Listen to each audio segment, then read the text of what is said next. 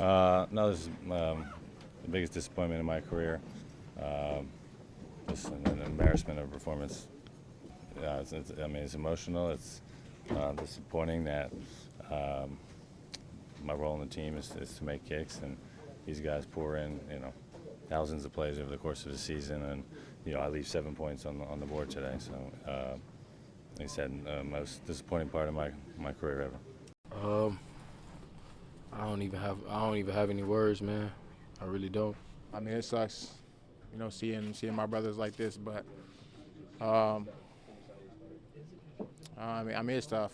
It's hard to look at the bright side after that. Well, I know I'm not gonna be able to sleep tonight, so I know most likely it's gonna hit me when I get in my bed, and I just sit there and start replaying everything. And I think the hardest day is gonna be tomorrow, seeing the guys and knowing that we're not, preparing for another week. So, yeah. No disrespect to them, but it ain't that they did. It's us. It's us.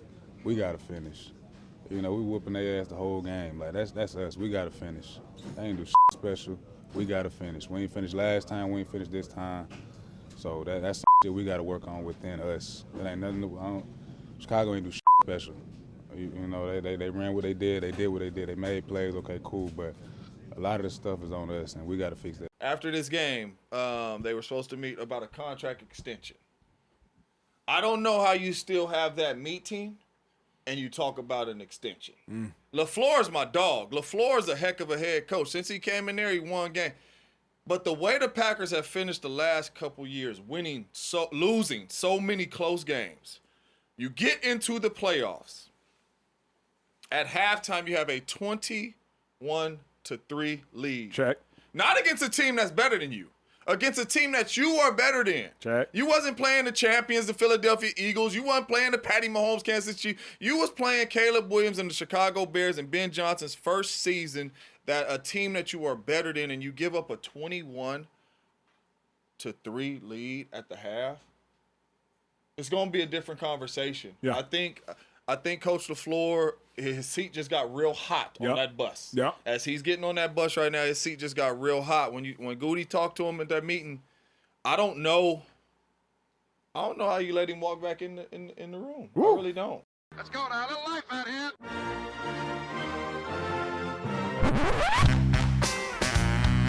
What the hell's going on out here? Hey, what about that now?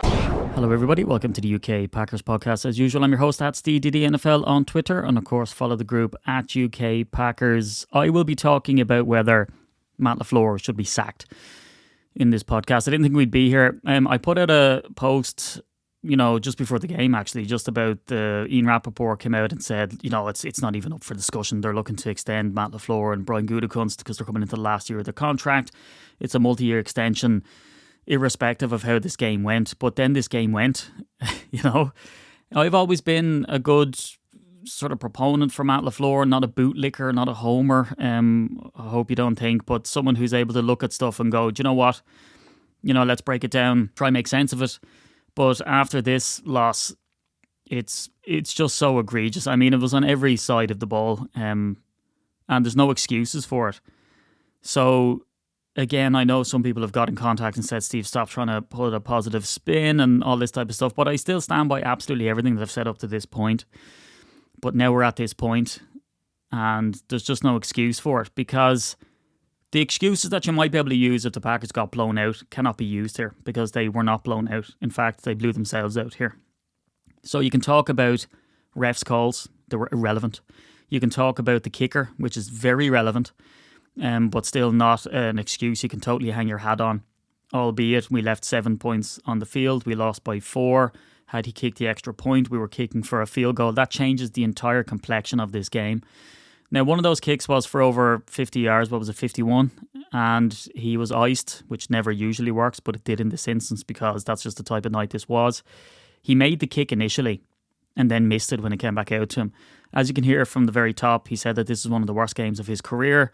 And this is just so reminiscent in Green Bay. The thing is this game in isolation, if you were to take it, stuff that happened in this game, you can forgive some of it. So, for instance, it's not Matt LaFleur's fault that the snap was bad. It wasn't Matt LaFleur's fault that Sean Ryan went down injured and had a 10-second run off because he couldn't get up off the field. Now, interestingly, TJ Lang of famous Packers fame, if you will, he said that you'd have to have a broken leg, broken arm, or his head would be falling off, I'm paraphrasing, for him to lie down on the field at that stage and cause that 10-second run off, which impacted stuff.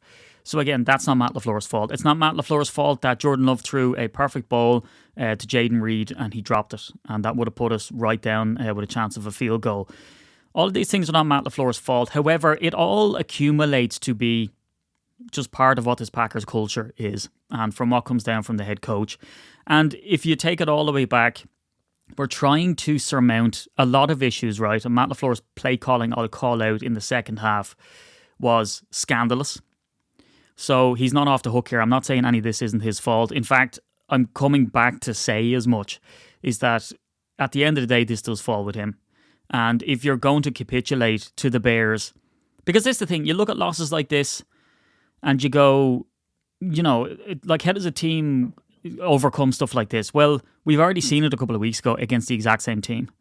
And we're better than the Bears. And of course, if you're the one Bears fan who's listening to this to try join in some schadenfreude, welcome, by the way. We completely deserve it. But you'd sort of say, oh, well, we beat you twice. How are we not better than you?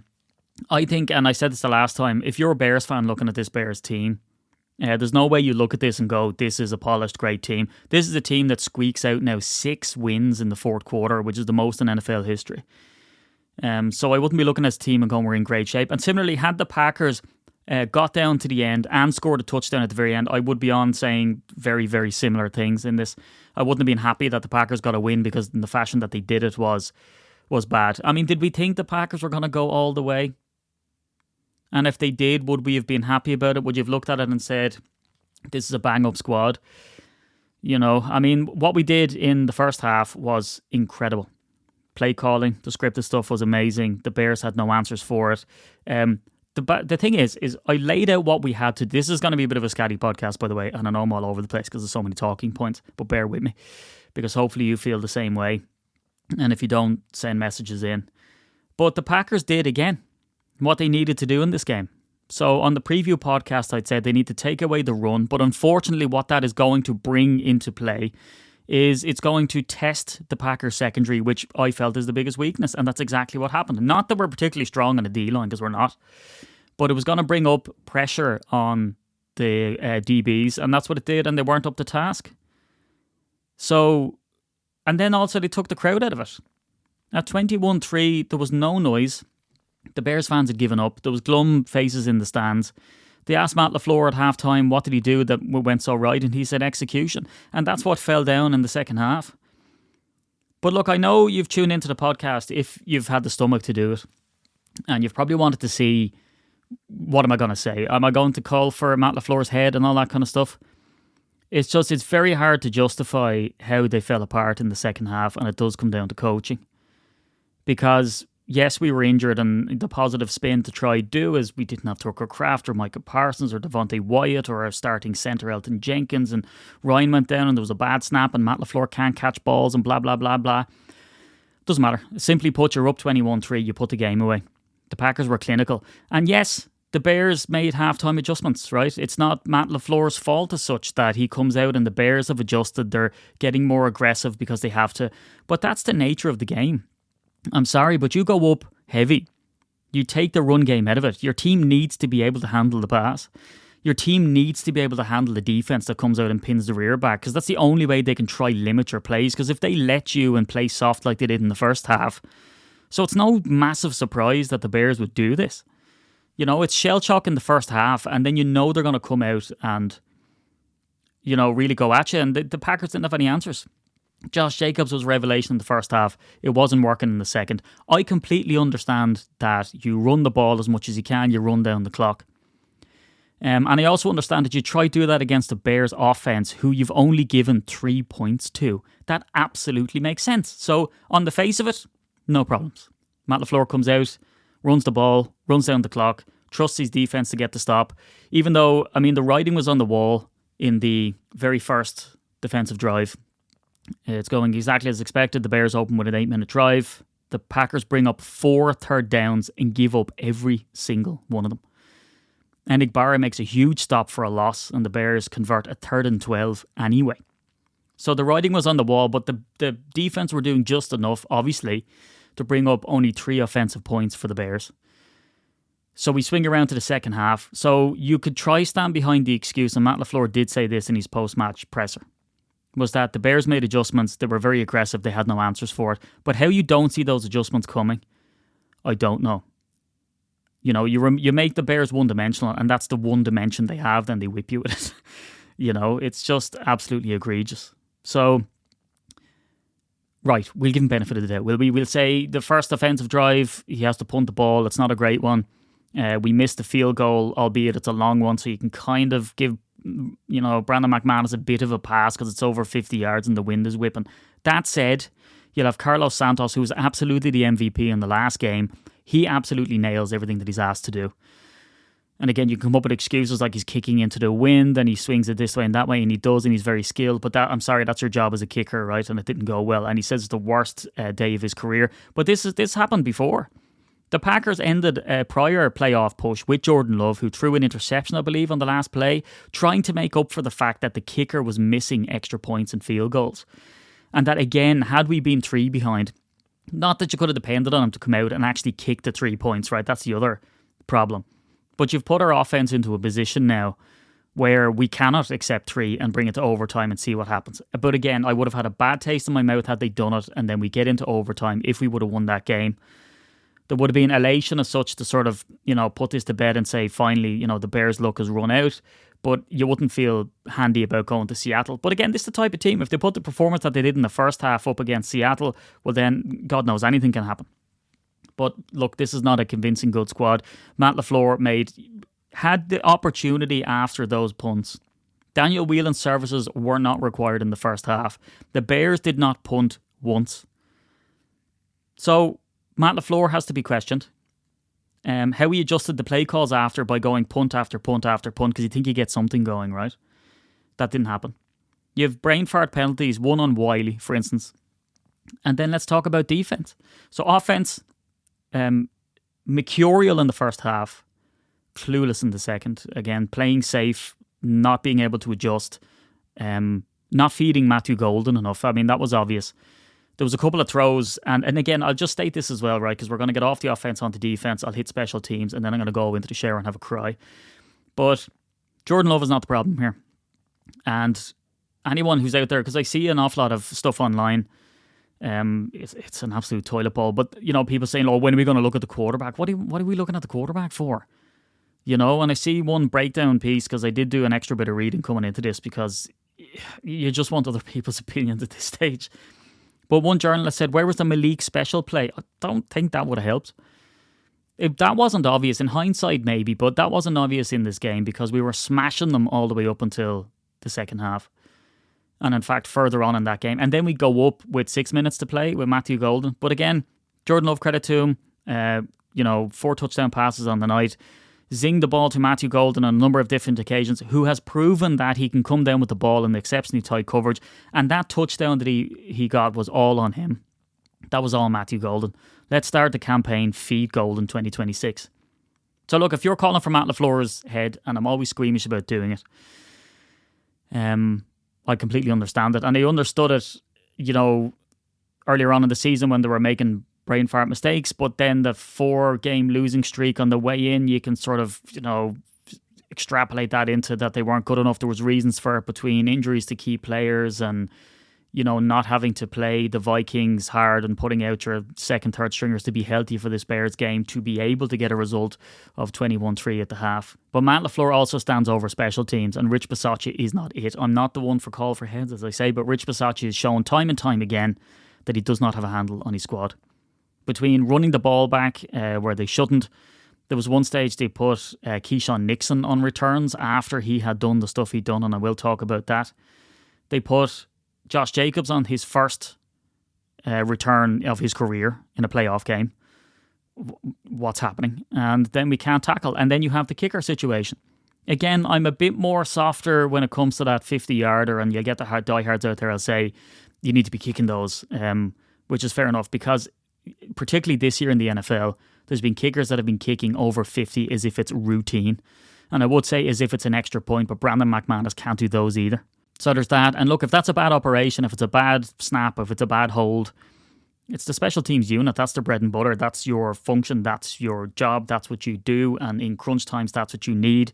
And when you go 21-3 up and then your special teams. But again, the game was not lost on special teams plays. But he missed a 44-yarder and the extra point, both of which would have at least tied us. But more so than that, would have changed the complexion at the end of that game. We would not have been scrambling for desperation plays. We would have been throwing to get into field position. It would have been sideline stuff and not desperation stuff. So Rich Bisaccia, I'm bemused, not besotted, that's for sure, as to what function he has. And the fact that he's assistant head coach, I just don't get it. You know, I mean, if you've got a kid or you've got someone in class or you've got a worker or somebody who's underneath a subordinate as such, and they keep doing petulant, undisciplined stuff, it simply comes down to they are not scared enough of the person above them or taking that accountability or responsibility enough, or they don't understand it. There's a plethora of issues. But you should not be able to make those mistakes time and time again, and that's exactly what happened. It was Rich Bisaccia's unit, a la Matt LaFleur's unit, that of course spilled that onside kick, and there was a bad snap there as well. But look, again, I understand that Matt LaFleur's not out there making the plays for these lads. He calls the right play, they just don't execute on it. But at the end of the day, you're the head coach, and when you can't come up with the plays in the second half, you're rightly going to be questioned. And Rich Bisaccia, specialty. You see, the thing is, this predates anyone who's been around the team, has been covering the team like we have for a long time. I mean, this predates Matt LaFleur, which is what gives us special team fatigue, you know, but it also gives you a perspective to say, well, no one can fix it. And I don't know why. Is it cold weather? Is it poor discipline? Is it not taking it seriously enough to solve the problem? I mean, I've said it a million times, you're probably rolling your eyes, but Mike McCarthy gave up play calling to go and try fix it. I mean, but again, what did that show? That showed that he actually took it seriously and said, this is destroying our team here. We need to sort this out. But again, it can't even be laid at special teams. Our defense was abysmal. Like I said, the Bears did not punt in this game. And there was time and time again that it was Jekyll and Hyde stuff. We'd bring up a third down, but then just give it away. We'd bring up a fourth down, but then just give it away. You know, with 2 interceptions on the night. One of those was to Valentine, and Adrian Amos was on Twitter, and someone asked him, because the discussion around the Valentine pick is that it's fourth down. Do you not just let the ball fall incomplete? So that way you start that halfway. But again, the Packers had field position at their own 40-yard line, and they squandered and bottled that in the second half as well. So there's no gimmies. And Amos said, no, as a DB, you know, you're programmed and you will come down with that ball every time. And look, again, it's hindsight is 50-50 and everything's a bang-bang play. The ball comes your way, you catch it. You don't know if there's someone coming in to try snatch that ball off you, if there's someone in behind you, if you let it go and it hits off you, what happens, you know, does it bounce up and go to someone else's hand? So I can kind of understand that. But everything in this game went our way. You know, I mean, down to Christian Watson, again, no fault of his, somersaulting into the end zone to try, scored a touchdown, fumbles the ball, and Romeo Dobbs is there to jump on it. Had any other thing happened in that instance, the ball bobbles out of the end zone, it's a touchback for Chicago. If Chicago come down with the ball, you know, it's an interception or fumble recovery. So the best case scenario, and the only scenario that would have worked for the Packers there, is one of our players jumping on the ball, which Dobbs was there to do. And we end up getting, and again, we needed a fourth down to punch that ball in, but we did. Then you look at Josh Jacobs, wasn't it Josh Jacobs or Jaden Reed spilling the ball and Oladipo jumps on it. We get away with one there. Then you look at Kennard, who has been called eligible on every single game, it seems like, in the back end of the season, as being eligible. He actually gets the bloody ball. And I've never seen an O-lineman, you could put the Benny Hill music behind it, breaking tackles, trucking guys over, but then just spills the ball and his foot goes forward and he kicks it. It'd be funny if I didn't want, if I wasn't on the verge of getting into a cold shower. And then the ball is sitting on the field and the Bears player just needs to come up and pick it up. And what does, I believe it's Spencer do? He dives on the ball and squirts the ball out on the sideline. Banana stuff. Again, went our way. You know, and again, I'd be in the thing of trying to go straight up the middle with this, you know, looking at, well, LaFleur can't do this for them if he calls the right play, puts them into the right position and they don't make the play what he's supposed to do. And I see people pointing in that regard at refs' decisions and that Rash and Gary didn't get loads of holdings and that was obvious. But did it impact the play? I don't think so, because everything else went their way. There was an intentional grounding that went their way in the sense that they didn't call it. There was definitely an instance, I believe it was Jaden Reed, on an OPI, which wasn't called. Now, again, I looked at the replay and the defender had his hand on him too, so it would have been a bit of a bad one. But again, Reed had switched to, because the ball was overthrown, Reed had switched into being that defensive player as such and stopping the defender coming down with the interception. So you would imagine that had it been called, you couldn't have had any gripes with it. But again, this team took out the audience, the crowd at halftime. They took out the run game and made them one-dimensional. And seemingly everything that Caleb Williams did to throw the ball worked. Particularly at the end, there was one sort of lofted pass that went in between 5 different defenders. Then we come to Keyshawn Nixon. I don't understand him. He was in my preview podcast where I said, for us to win this game, we needed to make sure that he didn't come out with one of his typical boneheaded silly plays. And we saw that in this game again. Now again, did that play alone lead to a touchdown that ended the game? No, but it's part of it. It's part of that lack of discipline. And it happens every single game. Who's calling this guy out? And the one I'm talking about is where there was a bit of a scrimmage and then Keyshawn Nixon out of nowhere wasn't going to impact the play, wasn't going to help, dived on top of the group and got done for unsportsmanlike conduct with a smile on his face. How do you let that go as a coach? And then they showed the touchdown that went in to I believe seal the game, and Keyshawn Nixon jumps out of the way of it.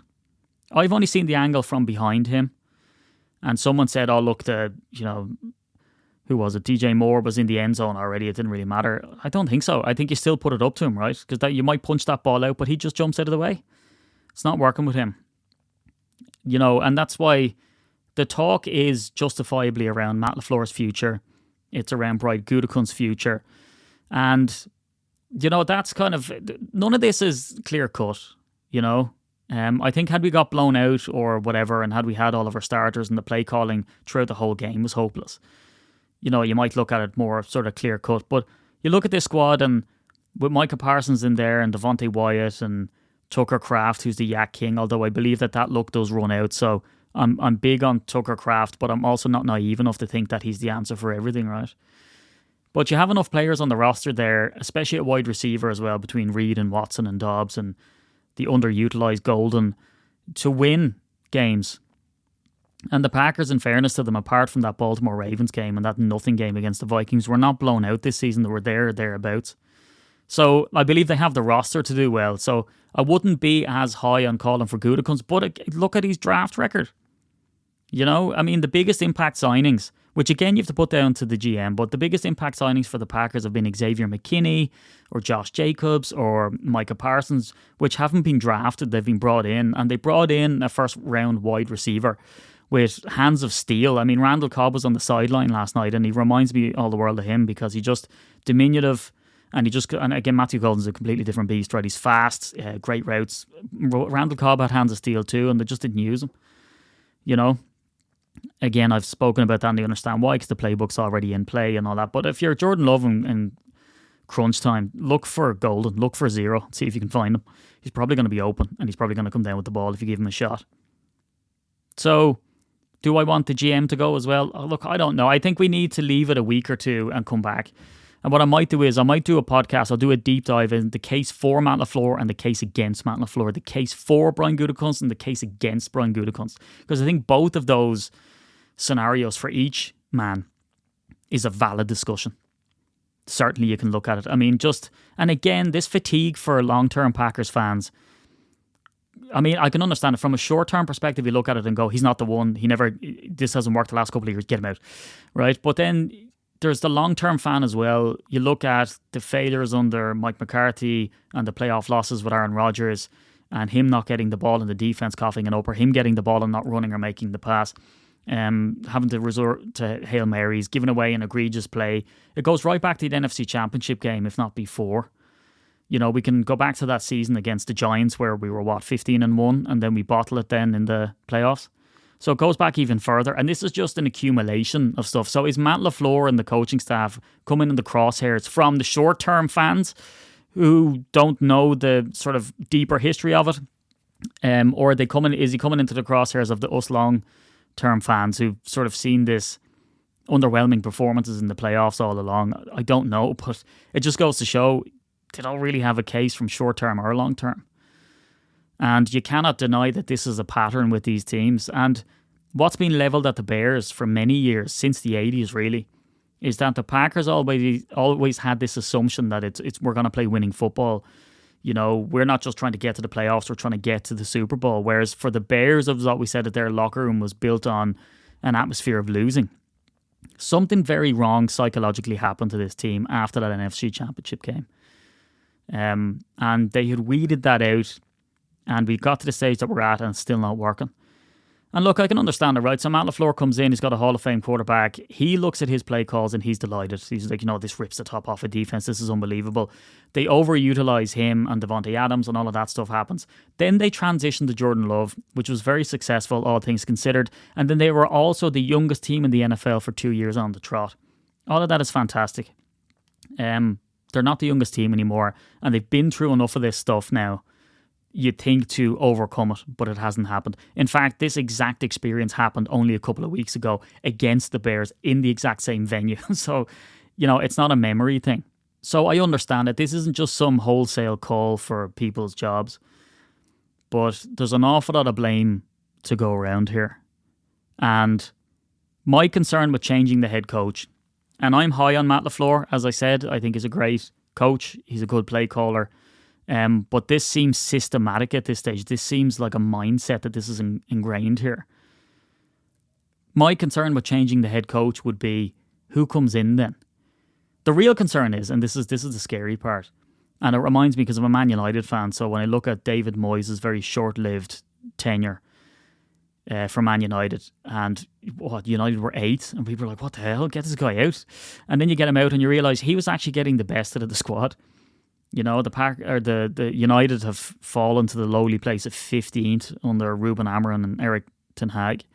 So that would be my concern, is that Matt LaFleur is extracting the best out of this squad.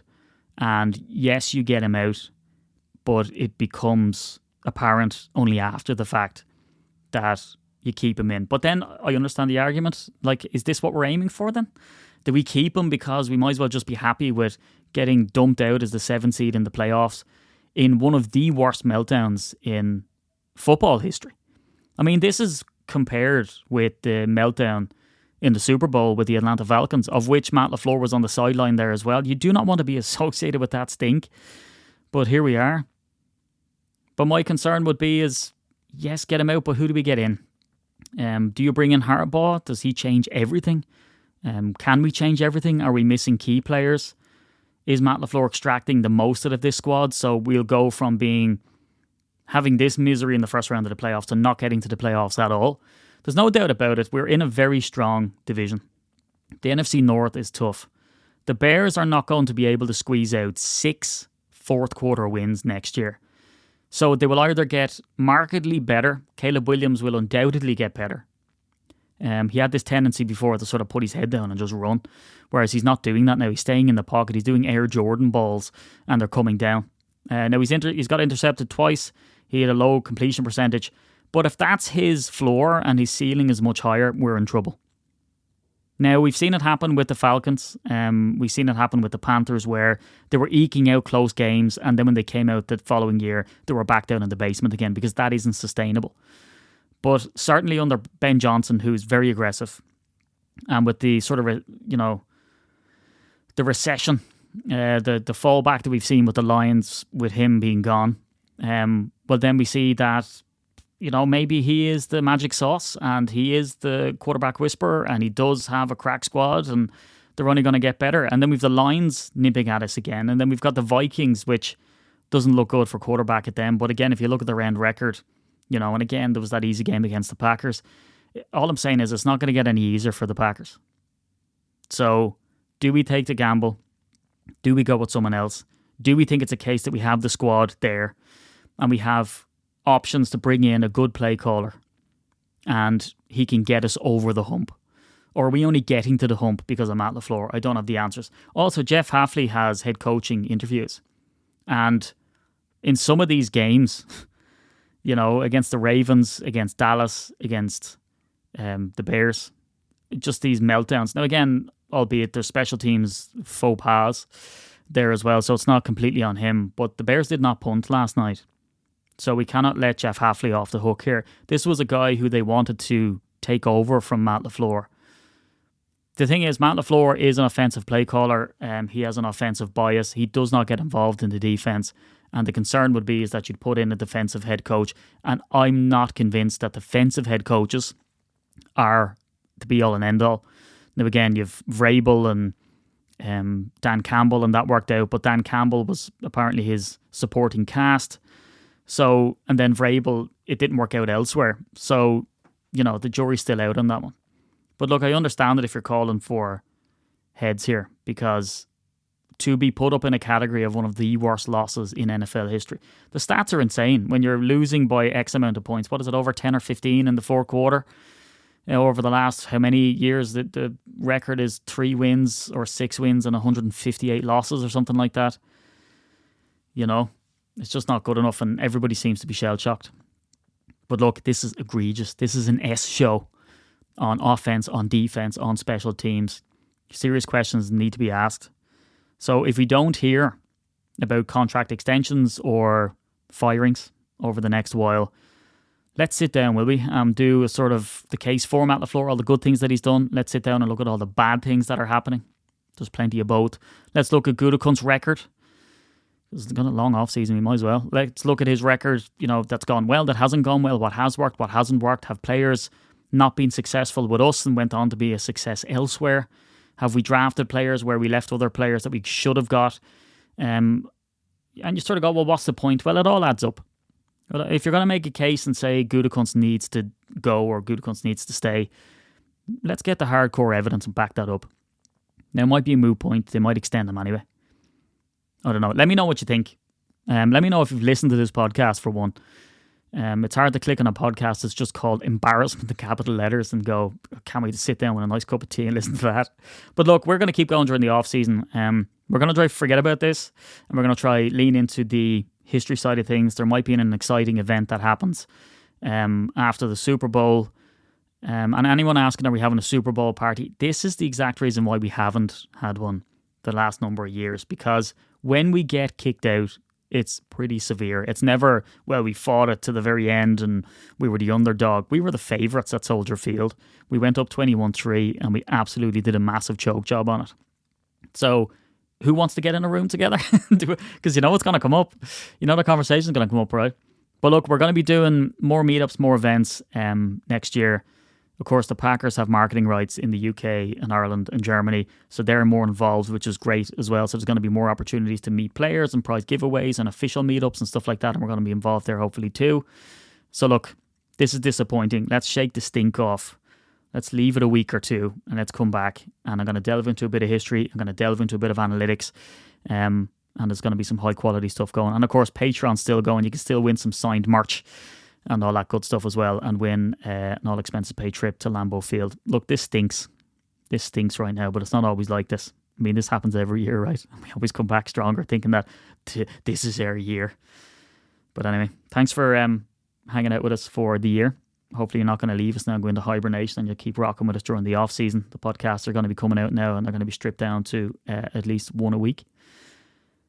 But there it is. I've been at City NFL. You've been the best fans and the best audience ever. We're at UK Packers, and we'll speak to you soon.